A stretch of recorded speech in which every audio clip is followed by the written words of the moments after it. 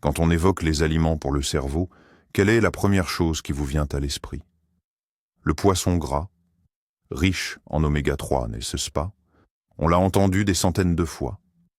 Mais, et si je vous disais que l'aliment essentiel pour votre mémoire et votre clarté d'esprit ne nage pas du tout dans l'océan? Et si le véritable héros se cachait au rayon le plus ordinaire du supermarché, et que vous passiez sûrement à côté, sans même soupçonner son pouvoir? Aujourd'hui, nous allons déconstruire ce mythe tenace et lever le voile sur un secret qui pourrait bien bouleverser votre vision de l'alimentation cérébrale. Préparez-vous à être surpris. Soyons honnêtes, le poisson et les noix n'ont pas volé leur réputation. Les acides gras, oméga 3 et la vitamine E sont effectivement essentiels. Pendant des décennies, on nous a répété que c'était la pierre angulaire d'un régime alimentaire pour un esprit vif. Et cette information n'est pas fausse, loin de là, mais elle est incomplète. La science a fait d'énormes progrès, et les dernières recherches ont mis en lumière un acteur complètement différent et bien plus puissant dans cette équation. Le secret? Il n'était pas caché dans le cerveau lui-même, mais dans un endroit auquel vous n'auriez jamais pensé, votre intestin. Oui, vous avez bien entendu. La route vers un esprit clair passe par un ventre sain. Roulement de tambour, s'il vous plaît. Quel est donc ce produit que nous vous cachions depuis si longtemps? Quel est cet ingrédient secret capable de surpasser en efficacité même les poissons les plus gras et les plus bénéfiques? Vous avez probablement déjà imaginé des baies exotiques du Tibet, des algues rares des profondeurs de l'océan, ou peut-être un complément alimentaire coûteux dans un emballage rutilant. Mais la vérité, comme souvent, est bien plus simple et accessible qu'il n'y paraît. Le héros de notre histoire d'aujourd'hui, un véritable champion pour la santé du cerveau, est la fibre alimentaire. Attendez, ne soufflez pas de déception tout de suite. Je sais que ce mot ne sonne pas aussi excitant que antioxydant ou acide gras polyinsaturé. La fibre. Ça sonne comme un extrait d'un manuel de biologie ennuyeux. Quelque chose que nos grands-mères nous rabâchaient en nous forçant à manger de la bouillie. Mais je vous en prie, donnez-lui une chance. Imaginez que votre corps est un mécanisme complexe et votre cerveau, un superordinateur qui contrôle tout. Eh bien, tous ces super-aliments, à la mode, sont comme de beaux autocollants sur le boîtier de cet ordinateur. Ils peuvent être utiles, mais ils n'affectent pas son fonctionnement essentiel. Et la fibre, c'est l'administrateur système. Un employé discret, mais absolument indispensable, qui veille à ce que tout le système fonctionne sans accroc, qu'il n'y ait pas de virus, inflammation, et que le superordinateur ait toujours une alimentation stable. C'est ce modeste travailleur qui crée la base essentielle sans laquelle aucune amélioration ne fonctionnera tout simplement. Alors, pour comprendre la source de son incroyable pouvoir, jetons un coup d'œil, si l'on peut dire, sous le capot. Qu'est-ce que la fibre alimentaire d'un point de vue technique? Ce n'est pas un composé chimique complexe. Pour faire simple, c'est le squelette des plantes. C'est elle qui donne sa fermeté à la peau d'une pomme, son croquant aux tiges de céleri et sa texture dense à l'enveloppe des haricots. Et voici sa particularité essentielle, ce qui la distingue de tout le reste de ce que nous mangeons. Notre organisme ne peut pas la digérer. Imaginez, les protéines, les graisses, les glucides simples, tout cela est décomposé en petites briques par notre estomac et nos intestins, grâce à des enzymes, puis absorbé pour nous donner de l'énergie. La fibre, elle parcourt ce chemin en simple transit. C'est une voyageuse tenace qui traverse tous les compartiments de notre système digestif en restant pratiquement inchangée. Beaucoup pensent que sa seule fonction est de créer du volume et d'aider, disons, à maintenir une bonne régularité. Et oui, elle le fait. Mais ce n'est là qu'une de ses fonctions secondaires, la plus évidente. La véritable magie, celle qui influence directement votre mémoire et votre clarté mentale, commence bien plus tard, à la toute fin de ce long voyage. Et c'est précisément là que se révèle son secret le plus important. Et c'est ici que l'histoire prend une tournure fascinante. Pour saisir l'impact d'un simple brocoli un peu trop lourd sur vos idées de génie, il faut absolument se familiariser avec un concept qui bouleverse notre perception de la santé. L'axe intestin-cerveau. Imaginez une autoroute à double sens reliant directement votre système digestif à votre cerveau. Ce n'est pas qu'une simple métaphore, c'est une connexion réelle, physique et chimique, où des millions de signaux circulent 24/24 et 7/7.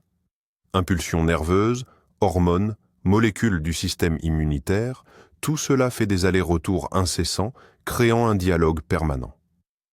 Pendant longtemps, les scientifiques ont cru qu'il s'agissait d'une rue à sens unique. Le cerveau, tel le grand patron, ne faisait que donner des ordres à la digestion, le stress par exemple, causant des maux de ventre. Mais les récentes découvertes ont révélé que c'est bien plus complexe. Il s'avère que l'intestin envoie 9 fois plus d'informations au cerveau qu'il n'en reçoit de sa part. Votre intestin n'est donc pas un simple subordonné. C'est un interlocuteur actif qui rapporte constamment la situation au cerveau. Et de ce qu'il dit dépendent directement votre humeur, votre niveau d'anxiété et bien sûr votre capacité à penser clairement et à mémoriser. Mais qui sont donc ces mystérieux chefs d'orchestre qui gèrent pas la circulation sur cette autoroute interne et décident quels signaux envoyer au quartier général? La réponse, c'est votre microbiome. Il ne s'agit pas d'un simple ensemble de bactéries. C'est une civilisation à part entière, vivante et palpitante qui réside en vous.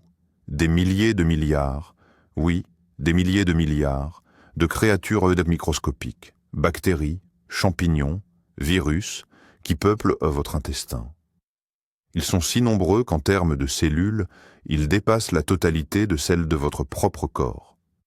Alors, la question se pose, qui, finalement, vit en qui? Et dans cette gigantesque métropole, comme dans n'importe quelle autre, coexistent différents habitants. Il y a les bons éléments, ces bactéries bénéfiques qui œuvrent pour le bien de l'organisme tout entier, maintiennent l'ordre et produisent des substances utiles. Et puis, il y a les mauvais éléments. La flore opportuniste qui n'attend que le moment propice pour affaiblir les défenses et semer le chaos. C'est précisément de l'équilibre des forces entre ces deux camps que dépendent les messages que recevra votre cerveau. S'agira-t-il d'un rapport serein indiquant que tout est sous contrôle, ou bien d'un signal d'alarme alertant sur des troubles et une inflammation? Alors, la question cruciale est: comment influencer cet équilibre des forces? Comment soutenir les bons et empêcher les mauvais de prendre le dessus? La réponse est d'une simplicité désarmante. Nous devons les nourrir correctement. Cette immense civilisation qui vit en nous dépend entièrement de ce que nous leur mettons dans l'assiette. C'est ici que les fibres font leur entrée, occupant le devant de la scène. Vous vous souvenez, nous avons dit que notre organisme ne peut pas les digérer? Eh bien, pour notre microbiome, ce n'est pas un inconvénient, mais un atout majeur. Puisque les fibres ne sont pas absorbées dans les parties supérieures de l'intestin, elles parviennent intactes jusqu'au bout, précisément là où réside la majeure partie de nos alliés bactériens. Et pour elles, c'est un véritable festin. Les fibres, c'est leur plat préféré, leur super aliment, leur mets de choix. C'est la nourriture sur laquelle les souches bactériennes bénéfiques prospèrent, se multiplient et se fortifient. En fait, vous livrez directement le meilleur des aliments au camp de vos alliés, leur donnant ainsi la force et les ressources nécessaires pour accomplir leur travail essentiel. Mais alors, nos méchants, qu'est-ce qu'ils aiment, eux? Ah, leurs préférences sont beaucoup plus simples. Leurs carburants favoris? Les sucres simples et les aliments ultra transformés, gâteaux, viennoiseries, boissons sucrées, fast-food, tout ça, c'est pour eux un véritable dopant hypercalorique. Avec ce régime, ils prolifèrent à une vitesse incroyable, repoussant les bonnes bactéries et conquérant toujours plus de terrain. Imaginez un champ de bataille. Lorsque vous mangez une salade, du pain complet ou une soupe de lentilles, c'est comme si vous larguiez d'un hélicoptère des caisses de vivres et de munitions pour votre armée. Vos soldats sont nourris, forts et prêts à défendre leur position.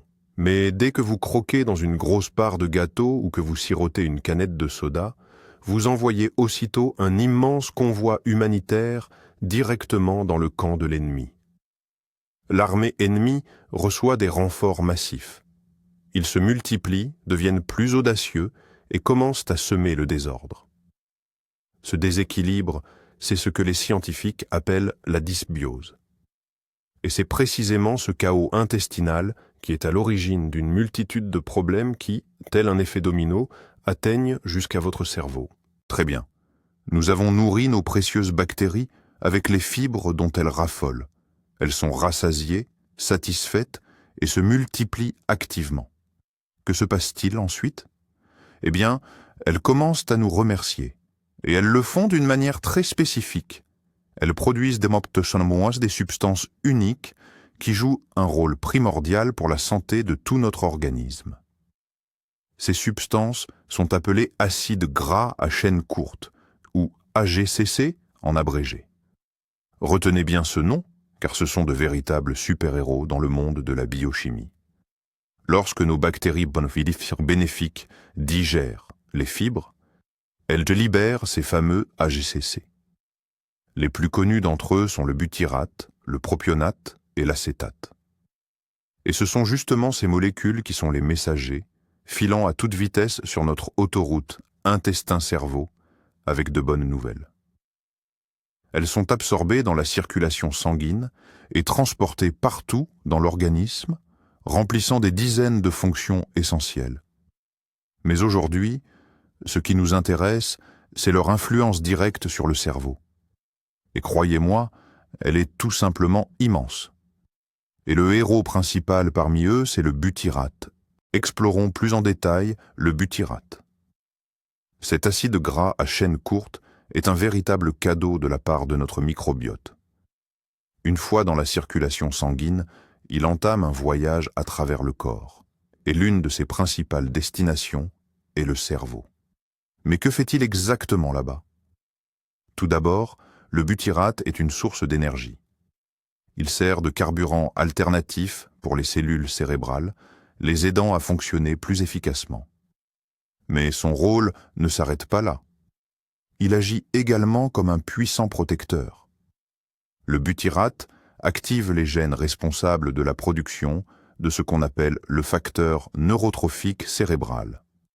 Cela semble complexe, mais en substance, c'est comme un fertilisant pour vos neurones. Cette substance stimule la croissance de nouvelles cellules nerveuses et la création de connexions entre elles, un processus fondamental à l'apprentissage et à la mémoire. En clair, lorsque vos bactéries produisent suffisamment de butyrate, votre cerveau devient littéralement plus plastique, plus apte à apprendre et mieux protégé contre les changements liés à l'âge. C'est comme si vous mettiez constamment à jour le logiciel et le matériel de votre ordinateur interne pour qu'il fonctionne toujours au sommet de ses performances. Passons maintenant à une autre fonction absolument cruciale de ces acides gras à chaîne courte, AGC. Ils renforcent ce que l'on appelle la barrière hémato-encéphalique. Expliquons un peu ce que c'est. Imaginez que votre cerveau soit un quartier général ultra secret, le centre de toutes les décisions vitales. Naturellement, un tel site doit être protégé à tout prix contre toute menace extérieure. La barrière hémato-encéphalique, c'est cette équipe de sécurité d'élite toujours en alerte. C'est un filtre dense, constitué de cellules, qui enveloppe les vaisseaux sanguins du cerveau et a pour rôle de décider ce qui peut ou ne peut pas y pénétrer. Il autorise le passage de l'oxygène et des nutriments essentiels, mais bloque fermement les toxines, les microbes nuisibles et autres éléments dangereux qui pourraient circuler dans le sang. Eh bien, le butyrate et les autres AGC agissent comme les meilleurs entraîneurs pour cette équipe de sécurité. Ils consolident les jonctions entre les cellules de la barrière, les rendant plus serrées et plus robustes. En quelque sorte, il colmate les brèches dans cette protection, empêchant ainsi les éléments indésirables de s'introduire dans ce territoire ultra-sensible. Une barrière robuste est la garantie que rien de superflu n'atteindra le cerveau, ce qui pourrait provoquer une inflammation et perturber son fonctionnement délicat et complexe. Puisque nous abordons le sujet de l'inflammation, approfondissons un peu ce point.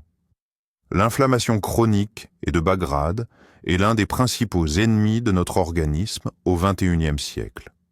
Elle est à l'origine de la plupart des maladies modernes, des problèmes cardiaques aux troubles auto-immuns. Et le cerveau n'y fait pas exception. Lorsque le microbiote intestinal est en état de dysbiose et que les mauvaises bactéries prennent le dessus, les parois intestinales deviennent plus perméables. Ce phénomène est communément appelé syndrome de l'intestin perméable. À travers ces fuites, des particules d'aliments non digérés et des toxines produites par les mauvaises bactéries peuvent pénétrer dans la circulation sanguine. Notre système immunitaire, bien sûr, réagit à ces intrus et déclenche un processus inflammatoire. Et cet incendie inflammatoire ne se limite pas à l'intestin. Les molécules inflammatoires, les cytokines, sont transportées par le sang dans tout le corps et peuvent même franchir la barrière hémato-encéphalique affaiblie, provoquant ce que l'on appelle la neuroinflammation. Or, l'inflammation dans le cerveau est un chemin direct vers le brouillard cérébral, les problèmes de concentration, les troubles de la mémoire et même la dépression. En nourrissant correctement notre microbiote, nous éteignons, en fait, cet incendie à sa source même. Et tenez, voici un autre fait étonnant qui finira de vous convaincre de l'importance capitale de la santé de votre intestin. Savez-vous où est fabriquée la majeure partie de la sérotonine dans votre corps?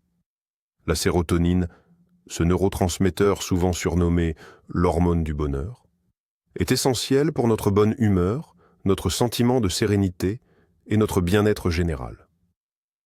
Eh bien, contrairement à l'idée reçue selon laquelle toutes les hormones seraient liées produites dans le cerveau ou les glandes, près de 90% de toute la sérotonine est synthétisée. Et oui, vous l'avez deviné, dans l'intestin. Des cellules spécialisées, tapissant les parois de votre intestin, sont responsables de la production de cette substance vitale.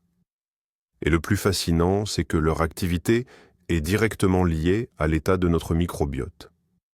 Les bonnes bactéries stimulent ces cellules, les aidant à fabriquer suffisamment de sérotonine. Quand votre intestin est en bonne santé et équilibré, les niveaux de cette hormone du bonheur sont stables et nous nous sentons globalement mieux. En revanche, lorsque le déséquilibre s'installe et que le chaos y règne, la production de sérotonine est perturbée. Autrement dit, votre bonne humeur, votre capacité à profiter pleinement de la vie et à gérer le stress prennent littéralement racine dans votre ventre. C'est donc une raison de plus pour laquelle une alimentation riche en fibres est si cruciale, non seulement pour la mémoire, mais aussi pour notre équilibre émotionnel général. Maintenant, assemblons toutes les pièces de ce puzzle. Imaginez le scénario idéal. Vous consommez régulièrement des aliments riches en fibres. Vos bonnes bactéries intestinales prospèrent. Elles produisent de nombreux acides gras à chaîne courte, dont cette molécule miracle qu'est le butyrate. Qu'est-ce qui en résulte? Premièrement, l'inflammation systémique dans votre corps est minimisée. Deuxièmement, la barrière hémato-encéphalique devient infranchissable, solide comme un mur de forteresse, empêchant toute substance nocive de pénétrer dans le cerveau. Troisièmement, la production de sérotonine atteint un niveau optimal, garantissant une humeur stable et positive. Alors, quel est le résultat concret de tout cela? Le voici. Le résultat tant espéré. Votre concentration s'améliore. Vos pensées deviennent plus claires et plus nettes, ce fameux brouillard cérébral désagréable qui rend difficile la concentration et la recherche des mots justes disparaît. Votre mémoire fonctionne mieux, car votre cerveau évolue dans un environnement sain, non inflammé, où les connexions neuronales peuvent se former et se renforcer sans aucune entrave. Vous devenez plus productif, plus serein et plus énergique. Et tout cela, simplement parce que vous avez correctement nourri vos petits alliés. Pour que tout cela ne reste pas trop abstrait, prenons un exemple simple et parlant. Imaginons une pomme. Une pomme ordinaire, juteuse. Quand vous la mangez entière, avec sa peau, que reçoit votre organisme? Vous obtenez des vitamines, un peu de sucre simple pour une énergie rapide, et bien sûr, des fibres. La pectine, présente dans la chair, et les fibres insolubles contenues dans la peau. Ces fibres atteindront votre microbiote et lui offriront un excellent repas. Maintenant, imaginez que vous preniez la même pomme, que vous en extrayiez le jus et que vous buviez ce jus. Qu'avez-vous obtenu dans ce cas? Pratiquement la même quantité de vitamines, mais vous avez jeté la quasi-totalité des fibres avec la pulpe. Votre corps a essentiellement reçu de l'eau sucrée avec des vitamines. Les sucres rapides ont provoqué un pic d'insuline et votre microbiote n'a absolument rien reçu. Voilà toute la différence. Un produit entier nourrit aussi bien vous que vos bactéries. Un produit transformé, privé de fibres, ne nourrit que vous et pas toujours de la meilleure des manières, laissant vos principaux alliés affamés. Très bien, les pommes, c'est réglé. Mais où d'autre peut-on dénicher cette pépite? En fait, les vrais champions de la fibre ne sont pas seulement les fruits et légumes. Laissez-moi vous présenter de véritables titans dans cette catégorie, qui sont de surcroît très accessibles et nourrissants. Ce sont les légumineuses, les lentilles, les haricots, les pois chiches, les pois. Toutes ces légumineuses sont de véritables usines à fibres. Une seule portion de soupe de lentilles ou de houmous peut couvrir une part significative de vos besoins quotidiens. Non seulement elles nourrissent votre microbiote, mais elles vous apportent aussi des glucides lents pour une énergie durable et des protéines végétales. C'est de l'aliment idéal, peu coûteux, rassasiant et incroyablement bénéfique pour tout votre système, de l'intestin au cerveau. Les intégrer à votre alimentation est un jeu d'enfant. Ajoutez une poignée de haricots en conserve à votre salade. Préparez une soupe de lentilles bien consistante pour le déjeuner.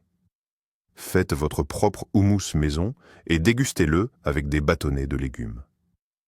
Ces gestes simples peuvent transformer radicalement la composition de votre microbiote pour le meilleur et, par conséquent, améliorer le fonctionnement de votre cerveau.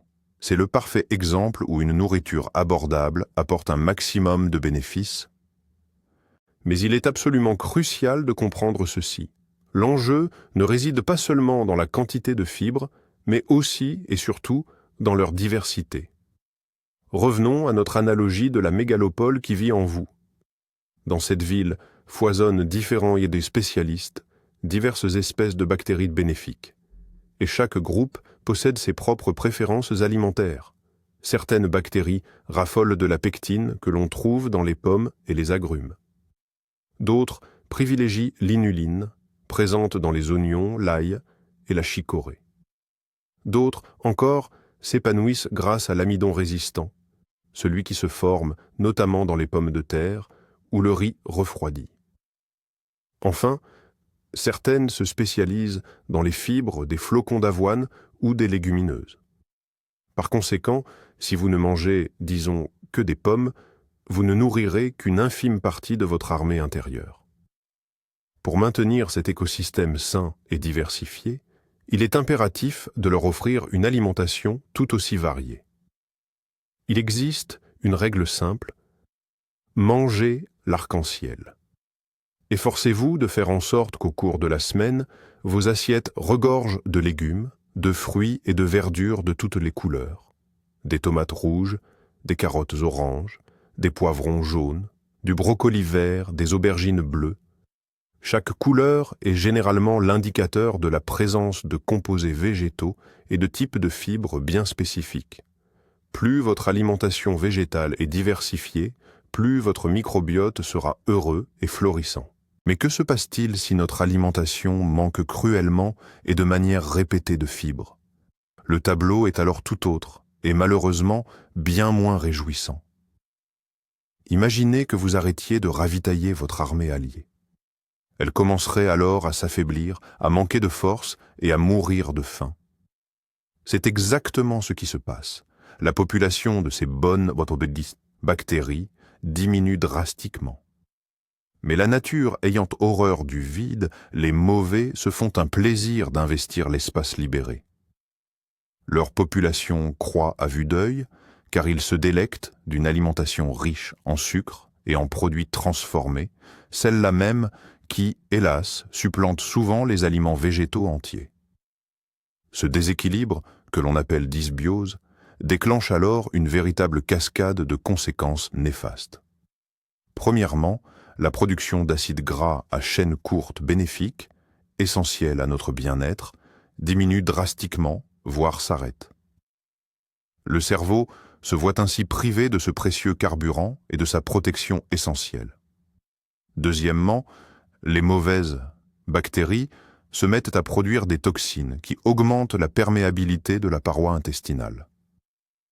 Cette perméabilité accrue favorise une inflammation chronique qui, comme nous l'avons déjà mentionné, n'épargne pas le cerveau. Le résultat ? Ce fameux brouillard cérébral, une altération de la mémoire, des sautes d'humeur imprévisibles et cette sensation persistante de fatigue. C'est sans équivoque une voie directe vers un déclin des fonctions cognitives. Mais attention, une précision s'impose pour éviter toute fausse impression. Adopter une alimentation riche en fibres n'est pas une solution miracle. Ne vous attendez pas à vous transformer en génie du jour au lendemain juste parce que vous avez mangé une assiette de brocoli. Ce n'est pas ainsi que ça fonctionne. Rétablir un microbiote sain est un processus. C'est un peu comme remettre en culture un jardin laissé à l'abandon avec de nouvelles plantes bénéfiques. Il faut d'abord préparer le sol, puis planter les graines, et ensuite les arroser et les entretenir régulièrement. Il faut du temps pour qu'elles prennent racine, grandissent et commencent à porter leurs fruits, tout en repoussant les mauvaises herbes. Il en va de même pour votre intestin. Les effets d'un changement alimentaire sont cumulatifs. Vous pourriez ressentir les premières améliorations au bout de quelques semaines, mais une refonte profonde de cet écosystème peut prendre des mois d'une alimentation régulière et variée. Ce n'est donc pas un sprint, mais un marathon. C'est un engagement sur le long terme, un investissement dans votre santé et votre clarté mentale pour les années à venir. Mais croyez-moi, cet investissement est l'un des plus rentables que vous puissiez faire. Alors, faut-il comprendre qu'il ne faut plus manger de poisson du tout? Jeter toutes les huiles de poisson et oublier les oméga 3? Absolument pas.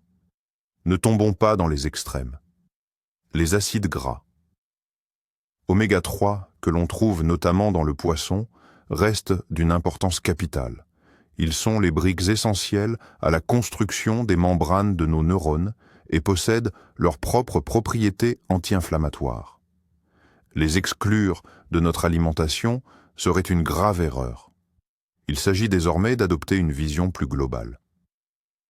Imaginez que vous construisez une maison pour votre cerveau. Les fibres et un microbiote sain en sont les fondations solides et fiables.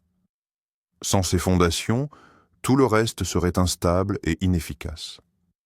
Les oméga 3, les vitamines et les antioxydants des baies, eux, représentent les briques de qualité, les fenêtres et le toit. Ils sont également absolument indispensables pour bâtir une bonne maison. Le principe est simple. On ne peut pas construire des murs solides sur des fondations pourries. Nous commençons par remettre de l'ordre à la base, dans l'intestin, grâce aux fibres. Et ensuite, seulement, nous ajoutons les autres matériaux de construction bénéfiques. L'un n'exclut pas l'autre, ils se complètent idéalement. Vous connaissez désormais la recette complète, et non plus seulement une partie, et nous arrivons maintenant au point culminant. La révélation majeure dans toute cette histoire est la suivante. Pendant des décennies, nous avons cherché à nourrir directement notre cerveau, en quête d'aliments miracles censés regorger de vitamines cérébrales. Or, il s'avère que la manière la plus efficace d'améliorer notre mémoire et notre pensée n'est pas de nous nourrir nous-mêmes, mais bien les trillions de minuscules alliés qui habitent nos intestins. La véritable nourriture de notre cerveau, c'est en fait celle de nos bactéries. Réalisez que la clé de notre clarté mentale se trouve entre les mains d'organismes microscopiques que nous pouvons soutenir avec des aliments simples comme l'avoine, les pommes et les légumineuses. C'est ça, la véritable révolution dans notre compréhension de la santé. Alors, récapitulons. Vous voulez booster votre mémoire, votre concentration et votre humeur. Arrêtez de courir après ce super aliment unique. Concentrez-vous plutôt sur l'intégration quotidienne d'une grande variété de sources de fibres dans votre alimentation. Légumes, fruits, céréales complètes, légumineuses. Nourrissez vos petits assistants et ils prendront soin de votre esprit. C'est plus simple, plus économique et bien plus efficace sur le long terme. Merci d'avoir regardé cette vidéo jusqu'au bout. Si vous avez appris quelque chose de nouveau et que vous ne regarderez plus votre salade de la même manière, n'oubliez pas de laisser un pouce bleu et de vous abonner à la chaîne pour ne rater aucune de nos futures démystifications sur la santé. Et maintenant, une question pour vous. Quel est votre aliment riche en fibres préféré? Partagez-le en commentaire, construisons ensemble une collection d'idées délicieuses et saines.